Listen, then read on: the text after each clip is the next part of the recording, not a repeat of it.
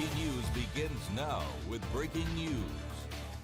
And that breaking news tonight, a teenager is dead. 3 other 17-year-olds are in custody after a shooting Wednesday night at a home on Teresa Avenue. That's just off Castle Hayne Road in New Hanover County.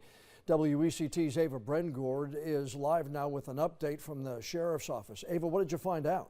Well, John, neighbors finally have answers tonight after chaos broke out on their street. I spoke to one neighbor today who says her husband heard 2 gunshots before multiple deputies pulled up near their home. She says they were in the dark about what caused the scene until now. Let's take a look at this. The street looks very different now than the scene that the neighbors described last night. Here's what we know right now. The sheriff's office says the shooting happened at 5:30 Wednesday night. 3 17-year-olds were taken into custody and charged with first-degree murder for the deadly shooting. Their names have not been released yet due to their age.